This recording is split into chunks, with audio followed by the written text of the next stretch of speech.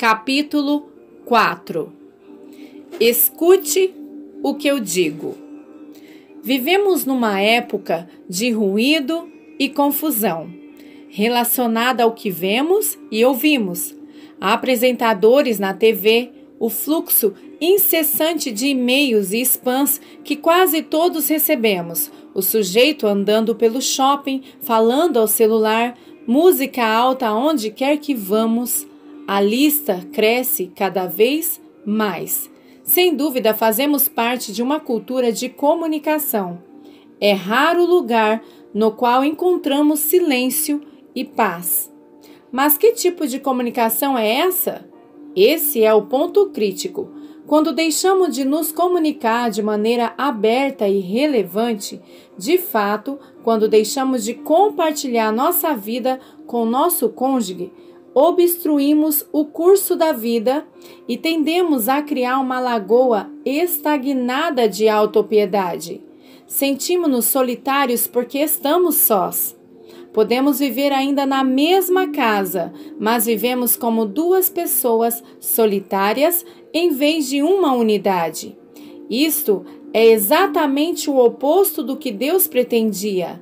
No princípio, ele disse: não é bom que o homem esteja só, entre parênteses, isolado. Gênesis, capítulo 2, verso 18. Muitas pessoas se encontram isoladas, apesar de casadas. Nunca é bom ficar sozinho. Um ato que depende da vontade.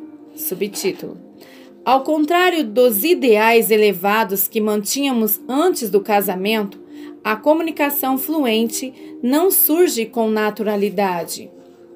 Por outro lado, ela não é impossível de ser atingida, como alguns pensam. Se devemos nos tornar um e gozar desse fluxo envolvente da vida, que é a mais profunda de todas as satisfações humanas, devemos nos comunicar. Não podemos conhecer um ao outro a não ser que confiemos um no outro. O apóstolo Paulo colocou o dedo nesta verdade quando se dirigiu à igreja de Corinto. Pois, quem conhece os pensamentos do homem, a não ser o espírito do homem que nele está? Da mesma forma, ninguém conhece os pensamentos de Deus, a não ser o Espírito de Deus. 1 Coríntios, capítulo 2, versículo 11. Assim como nunca saberíamos como Deus é se Ele não tivesse escolhido comunicar-se mediante o seu Espírito, não podemos igualmente conhecer um ao outro, a não ser que decidamos nos comunicar. Posso lê-lo como um livro. É uma afirmação que pode ser verdadeira depois de 5 anos de comunicação livre, mas não se aplica aos primeiros anos do casamento. Não, seu marido não pode ler a sua mente, como você sabe muito bem. Se quiser que ele seja sensível aos seus sentimentos, deve dizer a ele como está se sentindo. Se quiser que sua mulher se interesse pelo que está acontecendo em seu mundo, deve permitir que ela entre nele. A comunicação é um ato que depende da vontade. Isto é ilustrado em 2 Coríntios, capítulo 6, versículos 11 ao 13, onde Paulo diz: falamos abertamente a vocês. Abram também o coração para nós. Nós nos comunicamos ou não por um ato deliberado. Não podemos dizer com sinceridade: esta é a minha personalidade. Sou um grande comunicador. Contudo, de fato, alguns de nós possuímos o que poderia ser chamado de, entre aspas, personalidade do mar morto. É possível que tenhamos muitos pensamentos, sentimentos e experiências, mas ficamos perfeitamente satisfeitos em não expressá-los a ninguém. Não sentimos qualquer compulsão para falar. Outros têm a personalidade do, entre aspas, riacho tagarela. Tudo que entra na mente sai pela boca. E geralmente não há um intervalo de 60 segundos entre as duas coisas. A pessoa com, entre aspas, personalidade do Mar Morto terá maior dificuldade para se expressar do que a do, entre aspas, Riacho Tagarela. De outro ângulo, entre aspas, o Riacho Tagarela tem um problema igualmente difícil de aprender a ouvir. Falar e ouvir são requisitos da comunicação eficaz. Cada um de nós tende a um desses dois extremos na orientação básica da personalidade. Portanto, cada um tem sua dificuldade de comunicação, mas podemos nos comunicar. A comunicação é basicamente um ato que depende de vontade e não uma questão de personalidade. Nossa personalidade pode ser um recurso ou uma deficiência na comunicação, mas nunca nos obriga a nada. Eu escolho compartilhar meu coração ou manter a porta fechada. Não posso culpar minha personalidade, a reação de meu cônjuge ou qualquer outra coisa por isso. Se vivo fechado em mim mesmo, esta atitude é escolha minha e em desobediência deliberada à ordem de Deus para a unidade entre os parceiros do casamento. A união conjugal não pode alcançar seu ápice, a não ser que ambos os parceiros decidam comunicar-se. Além do tudo bem, entre aspas. Subtítulo: Se enfrentamos problemas em nos comunicar de maneira intensa com os nossos cônjuges, é mais fácil começar falando dos eventos diários de nossas vidas e depois passar aos níveis mais profundos da comunicação. Quem é pai ou mãe já teve a experiência de ver os filhos voltar para casa depois de algum evento, um passeio de escola ou um retiro da igreja e responder, tudo bem, a pergunta, como foi? Algumas vezes a resposta deles é, sei lá. É muito comum esperar até que eles finalmente decidam contar-nos como foi de verdade. Ou fazemos perguntas gentis com a intenção de extrair mais do que respostas monossilábicas. Como fazer isso no casamento se não tivermos facilidade de nos comunicar? Minha sugestão aos jovens casais e a outros que tenham problemas com esse nível de comunicação é abrir o jogo e durante algumas semanas falar sobre tudo em detalhes. Entre aspas, olhe, querida, entrei no carro e fui até o semáforo, virei à esquerda e segui em frente. Quando cheguei ao escritório, eu pendurei o casaco no cabide atrás da porta. É claro que estou exagerando, mas você entendeu. Relate em detalhes o que está acontecendo em sua vida. Depois de algum tempo, terá condições de só mencionar os fatos mais importantes do dia. Mais importante ainda, você pode começar a expressar seus sentimentos, além de falar simplesmente sobre o que aconteceu. O processo de compartilhar desse modo produzirá em seu cônjuge uma sensação renovada de unidade. Ele ou ela começará a sentir-se parte do que você está fazendo. É também útil para cada cônjuge visitar o local do emprego do outro se ambos estiverem trabalhando. Com uma imagem visual do seu lugar de trabalho, seu parceiro poderá identificar-se melhor com o seu mundo. Apresente o marido ou a mulher aos colegas a fim de que, ao voltar para casa dizendo, entre aspas, Kevin estava de muito mau humor hoje, seu parceiro tenha uma imagem mental de Kevin e da provável aparência que ele demonstraria num dia difícil. Um segundo nível de comunicação diz respeito à solução de problemas e tomada de decisões. Já que um capítulo inteiro é dedicado ao processo das decisões, não vou discutir este nível de comunicação, exceto para dizer que é, em geral, o primeiro ponto de conflito no casamento. Quando o fogo arde. Subtítulo: o terceiro nível de comunicação é demonstrar quando, entre aspas, a pressão está alta. Sempre que a temperatura emocional sobe, a razão perde espaço. A emoção toma conta e o resultado é o caos. Como evitar esse caos e conseguir unidade em momentos de pressão? Em um dia quente de agosto, há muitos anos, eu e minha noiva fizemos uma visita ao pastor que realizaria nossa cerimônia de casamento. Jantamos sobre um velho carvalho e ele nos deu este conselho, que nunca esqueci. Quando estiverem irados, fale um de cada vez. Ele prosseguiu dizendo que eu deveria levar de 3 a 5 minutos para expressar minhas ideias sobre o assunto, enquanto minha mulher permaneceria calada. Não seriam permitidas interrupções.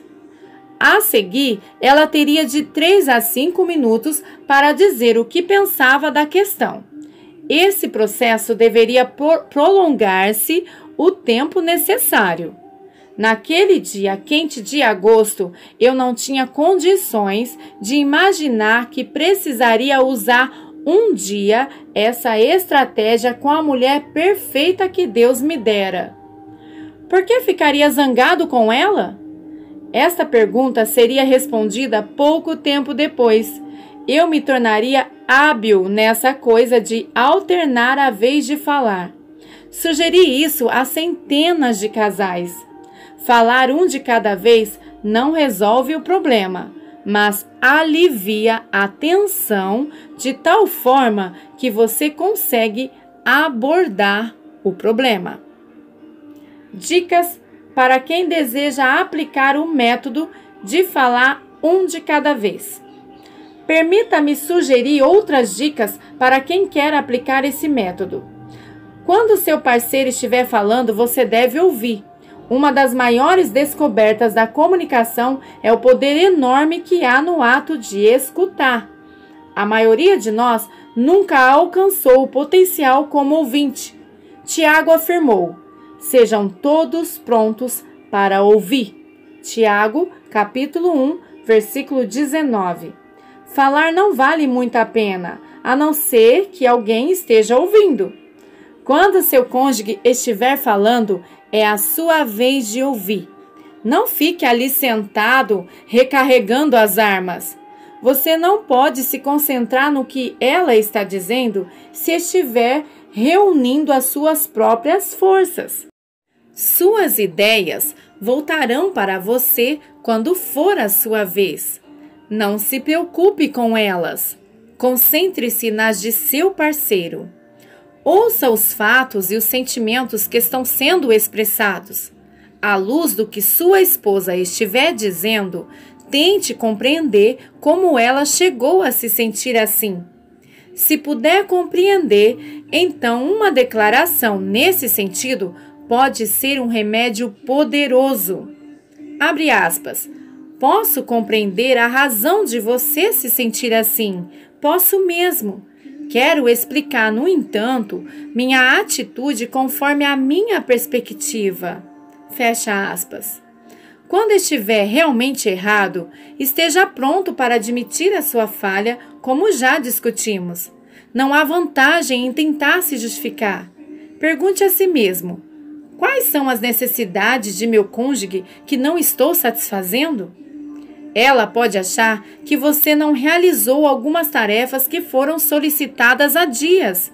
Serviços que talvez não sejam importantes para você, mas que importam para ela. Levou muito tempo para que eu e meu marido concordássemos sobre isso, disse uma esposa recentemente. Coisinhas como levar os jornais velhos para a garagem para serem reciclados, em vez de empilhá-los pela casa, não são grandes coisas para ele, mas são para mim, porque detesto desordem. É uma espécie de mancha visual. Eu finalmente disse: olha, amor, é importante para mim, e por me amar, sei que me atenderá. Não é nada difícil, não leva muito tempo e não obriga a gastar dinheiro. Portanto, acho que ele nunca tinha pensado desse modo num assunto antes. Ela continuou: outra coisa, ele precisa falar sem ser interrompido e tem o costume de interromper porque ele demora a reunir seus pensamentos. Na verdade, isso acontece com várias pessoas. Eu não me incomodo quando me interrompem. Posso partir mais tarde do ponto em que estava. Gosto da ida e volta animada da conversa. Para ele, isso é desrespeito. Estou tentando trabalhar nisto, por ser importante para ele. O amor é atencioso. O que você pode fazer sobre isso? Você tem potencial para satisfazer as necessidades de seu cônjuge.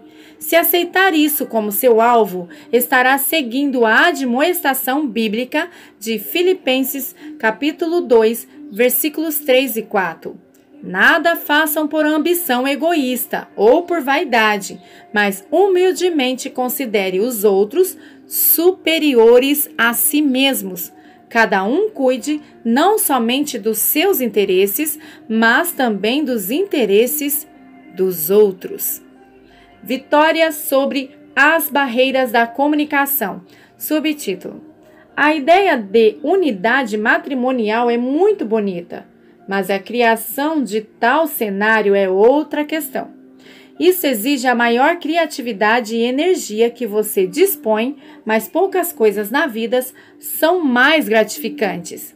Por haver barreiras comuns à comunicação, quero dar sugestões práticas que podem abranger o seu problema. Ele ou ela não se abre. A queixa mais comum que ouço de casais em dificuldades é, sem dúvida, que um dos parceiros se recusa a abrir o coração.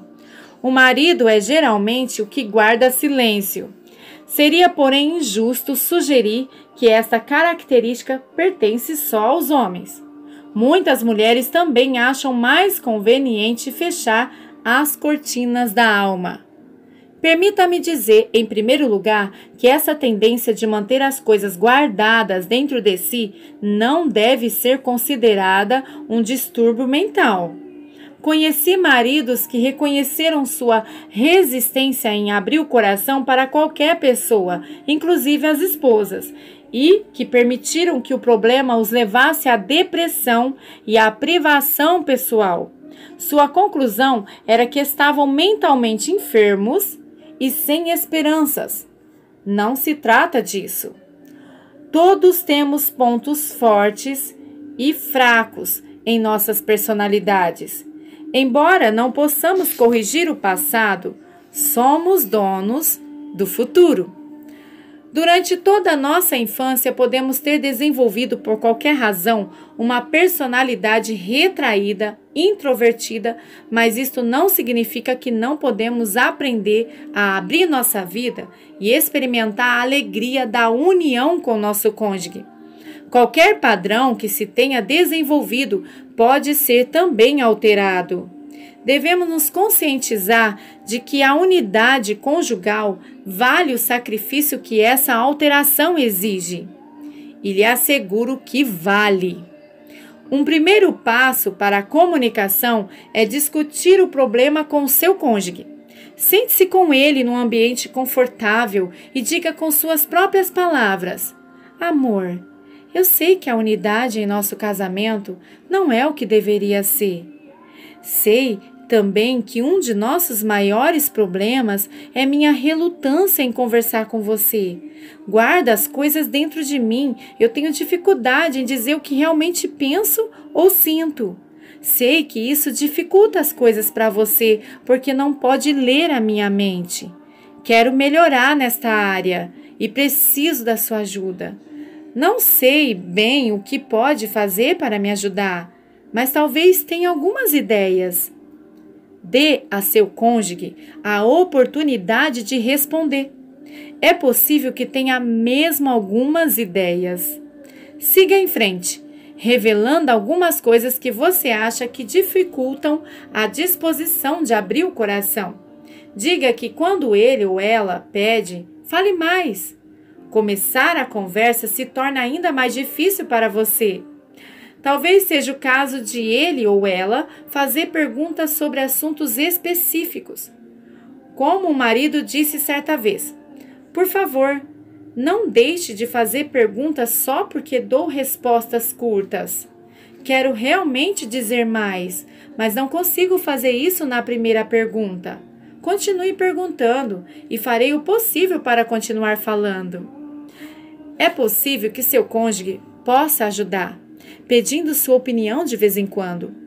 A maioria de nós fala mais prontamente quando alguém pede um conselho específico, especialmente se acharmos que a pessoa quer realmente uma sugestão nossa.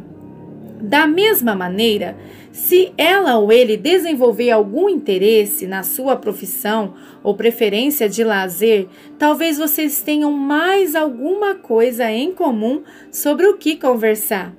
Leiam uma revista de atualidades, assistam juntos a algum programa de TV sobre decoração da casa, façam um curso noturno, leiam livros juntos. Se isso acentuar a unidade, é tempo e dinheiro bem investido. Os problemas podem ser, porém, mais profundos. É possível que haja uma mágoa do passado que precise ser curada. Se ainda estiver em sua mente, você precisa ser franco para que seu cônjuge tenha a oportunidade de corrigir o problema. Nenhum defeito vale uma vida de infelicidade. Você deve estar disposto a confessar e perdoar.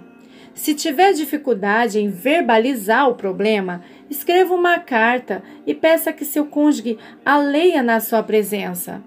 A seguir, discutam o assunto. Há coisas em que você consegue dizer por escrito o que tem dificuldade de verbalizar. Outra possibilidade é a de que seu cônjuge ajude analisando o próprio rumo da conversa. Quem sabe ele ou ela esteja falando tanto que não lhe dê a oportunidade de fazê-lo? Muitos maridos e mulheres fazem uma pergunta e eles mesmos a respondem. O outro cônjuge se sente desnecessário. Alguns poderiam tirar grande proveito ao aplicar o conselho de Tiago.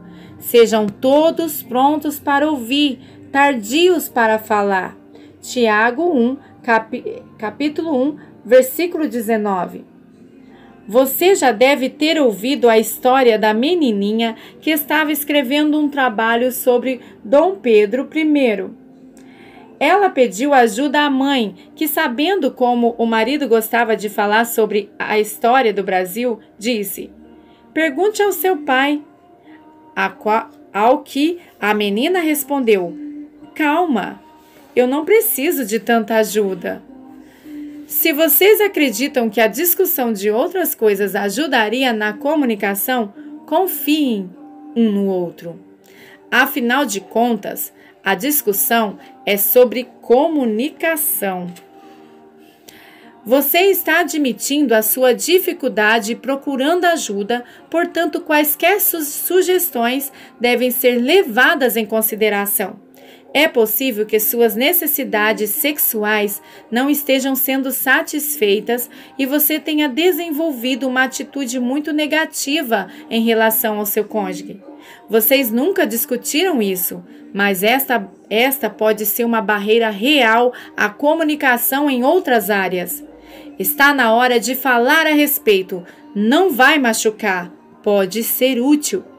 Permita que eu sugira, como conclusão desta conversa sobre os seus problemas na comunicação, que orem juntos. Você pode ou não ser capaz de orar em voz alta, mas com certeza pode orar em silêncio. Se a oração for silenciosa, combine então dar as mãos enquanto oram e dizer amém ao terminar. Meu gênio é terrível. Subtítulo: A ira descontrolada é, com certeza, uma barreira para a comunicação. É difícil, se não impossível, comunicar-se quando a pessoa está irada. A capacidade para a ira, porém, não deve ser vista como um mal. É a emoção da ira contra a injustiça e a iniquidade que dá lugar à reforma social. O próprio Jesus mostrou-se irado com certas ocasiões. Marcos, capítulo 3, versículo 5. A maior parte da nossa ira, no entanto, não surge de uma preocupação com a justiça, mas de um coração egocêntrico. Alguém nos irritou de alguma forma ou não conseguimos fazer a nossa vontade. Este tipo de ira é condenado na Bíblia, Efésios capítulo 4, versículo 31. Até a ira justa pode induzir facilmente as atitudes erradas. Portanto, Paulo nos adverte em Efésios, capítulo 4, versículo 26. Quando vocês ficarem irados, não pequem. Não devemos permitir que a ira nos controle e nos leve a cometer erros. A emoção da ira pode estar além do nosso controle, mas nossos atos em reação à ira não estão. Temos a capacidade de controlar a ira em vez de sermos controlados por ela. Não podemos desculpar o comportamento grosseiro simplesmente dizendo: sou muito estourado. Todos temos um temperamento e todos temos a responsabilidade de lidar com ele. Assim sendo, como posso controlar a minha ira durante um conflito conjugal? Surgiu a técnica simples de retrair-se para avaliação.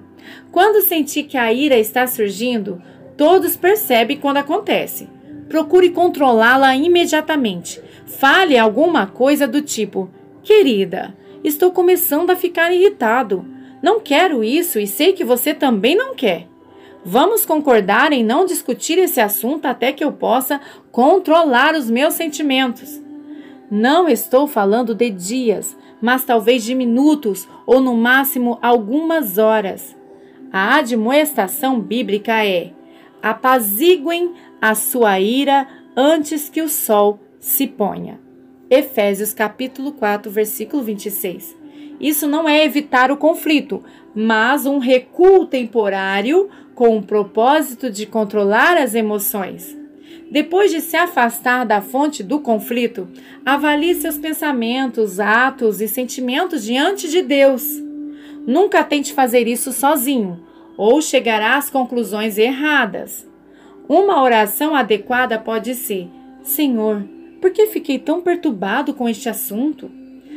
Admita e confesse motivos egoístas, atitudes erradas ou qualquer outra falha, primeiro diante de Deus, em seguida diante de seu cônjuge. Com as emoções sob o controle, volte a discutir o problema, talvez usando o método 1 de cada vez mencionado anteriormente. Há resposta para todos os problemas.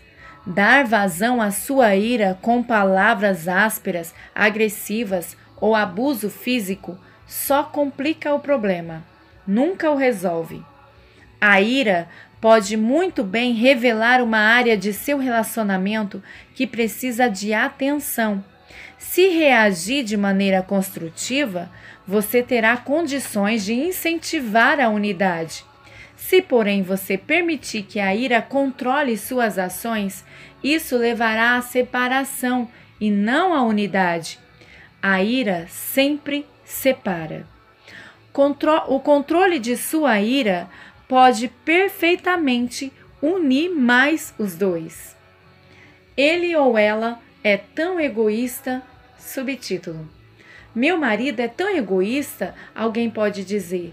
Mesmo quando se comunica, é para exigir que seja feita a sua vontade.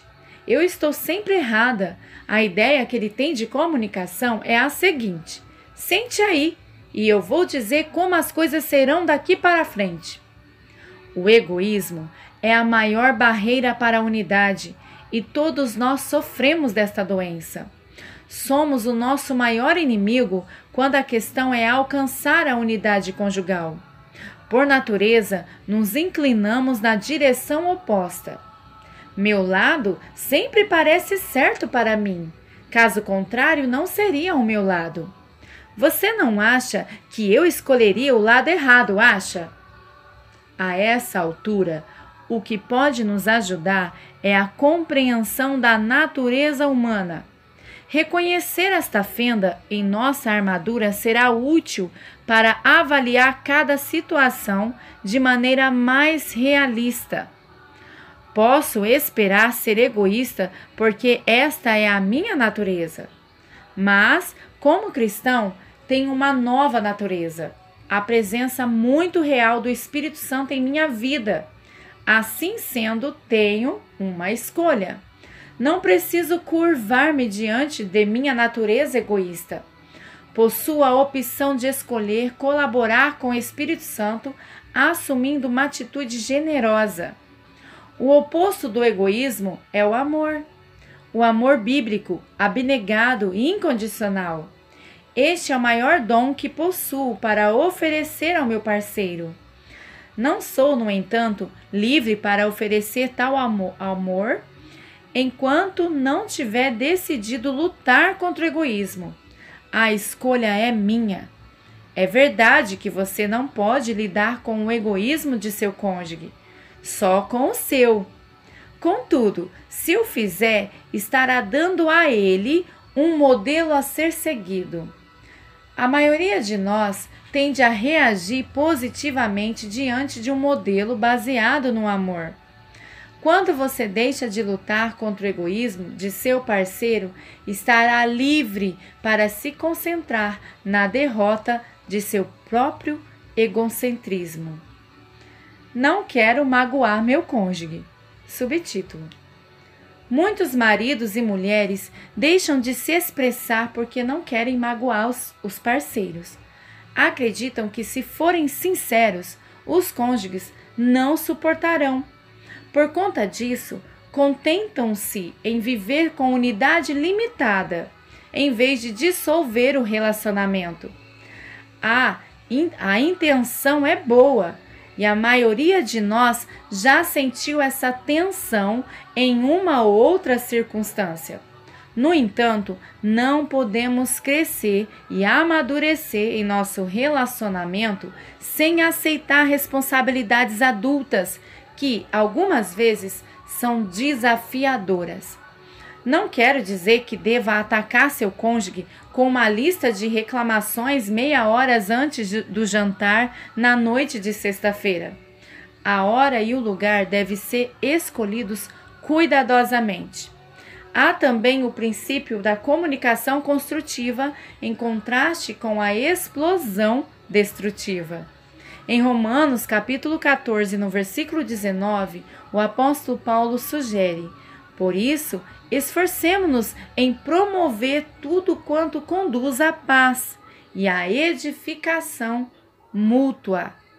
A palavra edificar, como vimos, significa construir. O objetivo deve estar claro em sua mente: edificar seu parceiro. O amor edifica. 1 Coríntios, capítulo 8, versículo 1. Não estou propondo que você esvazie sua bagagem negativa sobre a cabeça de seu cônjuge em nome da honestidade. O plano cristão é falar a verdade em amor. Efésios, capítulo 4, versículo 15. E o amor edifica. Falamos a verdade, mas buscamos dizê-la de modo a edificar em vez de destruir. Uma boa pergunta a fazer é: qual é a minha motivação ao dizer isto? O que você está falando é fruto de um coração amargo, cuja intenção é apenas se vingar? Então está errado, e isso os separará, em vez de uni-los. Todos temos pensamentos e sentimentos negativos em relação aos nossos cônjuges, vez por outra. A sinceridade não nos obriga a expressar todos esses sentimentos. Devemos permitir que eles passem pelo filtro da edificação. Se as palavras forem construtivas, ótimo. Expresse seus sentimentos. Contudo, se forem despejadas como bombas, então desative uma por uma antes que destruam exatamente aquilo que mais deseja. Depois de dizer isso tudo, quero lembrá-lo de que certos aspectos da edificação são dolorosos. O crescimento pessoal não acontece sem sacrifício. O amor genuíno se dispõe a estimular o crescimento, mesmo que seja acompanhado de dor. Ninguém gosta de sofrer, e é pouco provável que seu cônjuge fique contente quando você se expressar com sinceridade. No entanto, se essa dor pode promover crescimento, vale a pena. A cirurgia nunca é um pensamento agradável, mas o resultado pode significar a própria vida.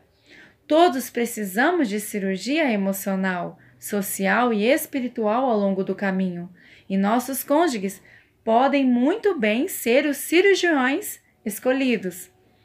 Com certeza, você desejará expressar suas decepções e frustrações. Ninguém está sempre feliz ou satisfeito.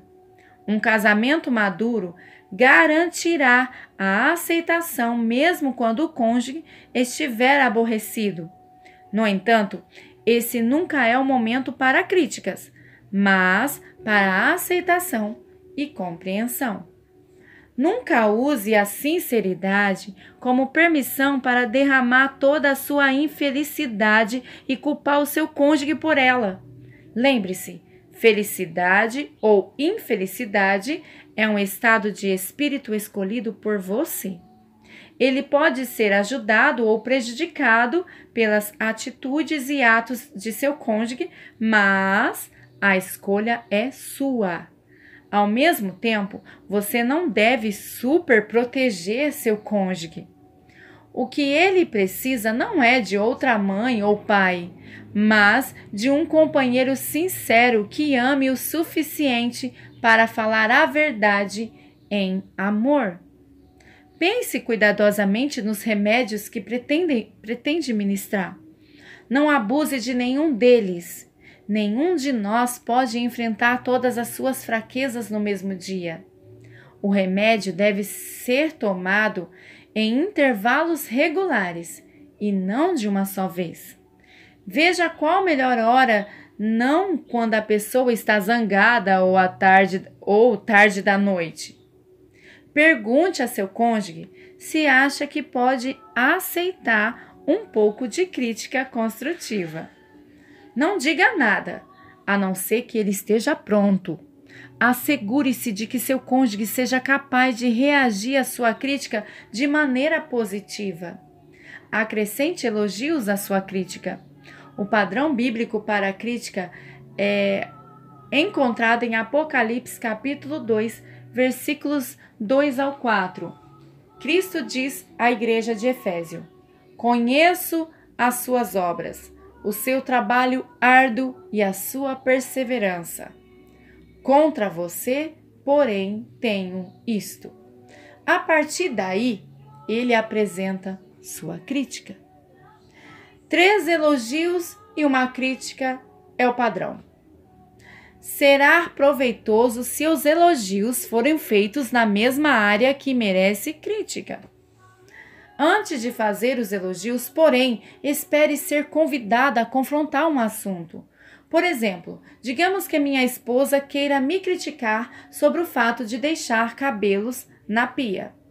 Pode começar dizendo: querido, você acha que pode aceitar uma crítica construtiva esta noite? Ela me deu uma opção de dizer sim ou não.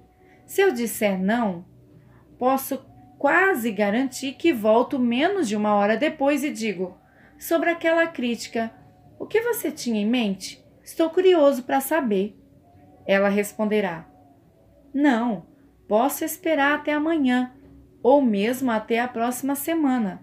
Você me avisa quando estiver disposto. eu provavelmente direi: estou me sentindo melhor agora. Aí ela começa com elogios. Antes de fazer meu pedido, quero dizer algumas coisas de que gosto em você. Primeiramente, aprecio o fato de você sempre pendurar suas roupas. Conversei com outras mulheres que dizem que os maridos deixam as roupas espalhadas pela casa. Você nunca fez isso. Acho que sua mãe ensinou você, não sei, mas gosto dessa sua atitude. Em segundo lugar, eu gostei de você ter limpado o para-brisa de meu carro noite passada. Fico feliz quando faz isso para mim. Terceiro, eu quero que saiba o quanto aprecio que passe o aspirador no chão nas noites de quinta-feira. Quando aspira o pó do chão, é quase o paraíso para mim. O que estou dizendo é: gosto mesmo de você. E há uma coisa que, se mudasse, eu ficaria ainda mais contente. A essa altura, ela tem toda a minha atenção. E por sentir que gosta do que faço, estou pronta a reagir à sua sugestão. É então que minha esposa diz: quando vou ao banheiro e encontro cabelos em toda a pia, isso me irrita muito. Se possível, gostaria de pedir que antes de sair do banheiro, você tire os cabelos da pia. Devo confessar que essa conversa não é fictícia. E sou o melhor limpador de pia que você já viu. Os elogios garantem que não sou um fracasso. Basicamente, estou fazendo um bom trabalho, por isso sinto-me motivado a continuar a crescer. Se, porém, você fizer as críticas sem os elogios, é bem provável que eu desista. Faço tudo o que posso para agradar a ele ou ela. E o que eu recebo? Outra crítica. Eu desisto. É provável que esse fosse o meu pensamento. Eu sei que me falta autoestima. Subtítulo: muitos lutam há muito tempo contra sentimentos profundos de desajuste, embora na superfície possam parecer confiantes e competentes. Recordamos uma porção de fracassos e achamos difícil lembrar dos sucessos. Todo encontro social parece uma ameaça, e assim, quando nos casamos, tememos expressar nossas ideias com medo de novas rejeições e fracassos. James Dobson afirma que a falta de autoestima produz mais sintomas de distúrbios psiquiátricos do que qualquer outro fator já identificado. Ele destaca que nosso sistema de valores culturais exalta a beleza, a inteligência e a habilidade atlética. Se falharmos nessas três áreas, a maioria das quais está fora de nosso controle, nos vemos como fracassados. O conceito que se tem ao próprio respeito pode, no entanto, estar errado. Talvez você não tenha porte de supermodelo, ou então não fez curso superior, ou mesmo seja um perna de pau no futebol. O que tudo isto significa? Que você, como todas as outras pessoas normais e mortais, é feito à imagem de Deus. Centenas de pessoas ao seu redor lutaram contra esses mesmos sentimentos de desajuste e venceram. Você também pode vencer. É claro que você tem fraquezas. É claro que já errou algumas vezes, mas também possui pontes fortes e pode ser bem-sucedido em muitas coisas. Talvez não consiga passar no vestibular para a medicina, mas sabe como fazer funcionar um site da internet. É possível que não tenha a aparência de um artista de cinema, mas é extrovertida, popular e tem grande talento artístico. Suas habilidades não são as mesmas de outros e nem deve ser. Deus não dirige uma fábrica de biscoitos onde todos são feitos iguais uns aos outros.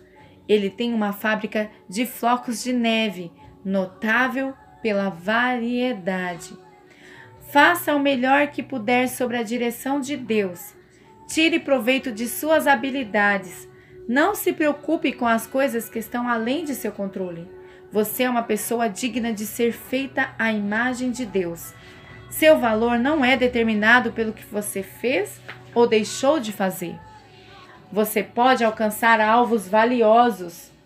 Não permita que as suas emoções tomem conta de tudo. Admita seus sentimentos de imperfeição diante de Deus, mas agradeça a Ele por poder tudo naquele Cristo que me fortalece. Filipenses capítulo 4, versículo 13.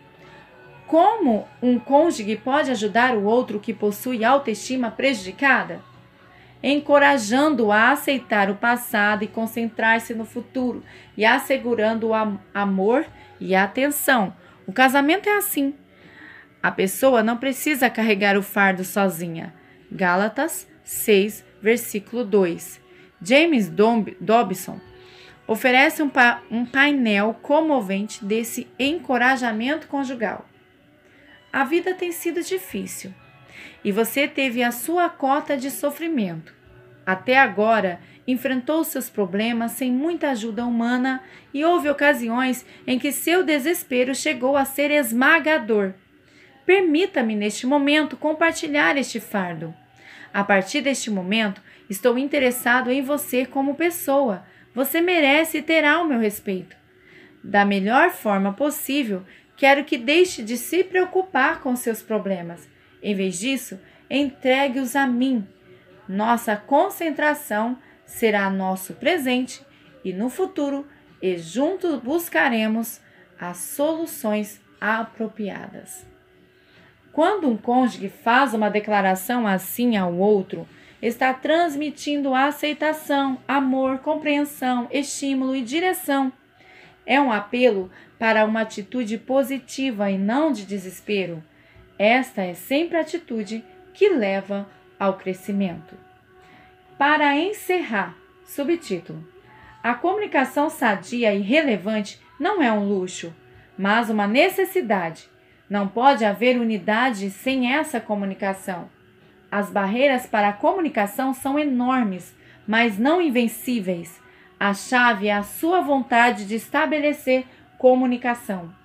Motivado pela visão da unidade no casamento, você deve decidir por se comunicar, sem levar em conta as emoções e os erros do passado. O processo não será indolor, mas a dor é serva do crescimento. As sugestões que verá agora são destinadas a ajudar você, caso seja este seu desejo. Agora é com você.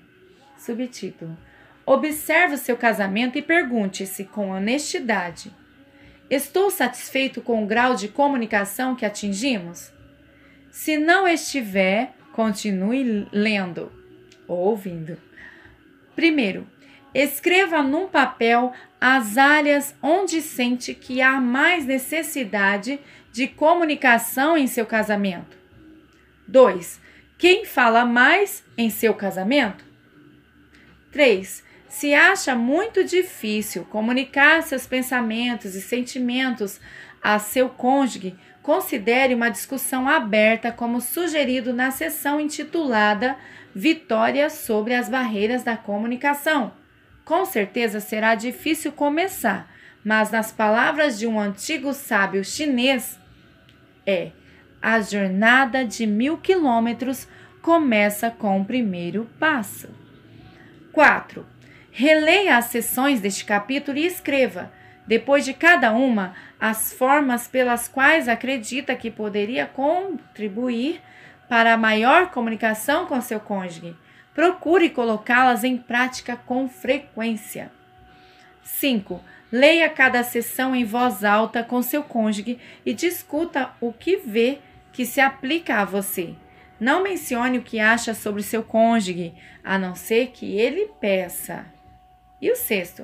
Pergunte a seu cônjuge se gostaria que você o ajudasse em qualquer área neste processo de comunicação. Não force o assunto. Fim deste capítulo.